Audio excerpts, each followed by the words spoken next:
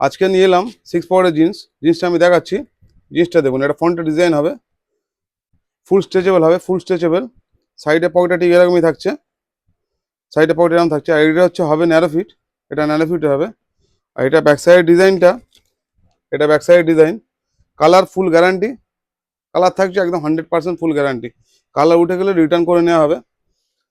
আর এটার সাইজ থাকছে 28 থেকে 32। কালার অপশনগুলো দেখুন, কালার অপশনগুলো দেখুন, যেটা দেখবেন সেটা পছন্দ হবে।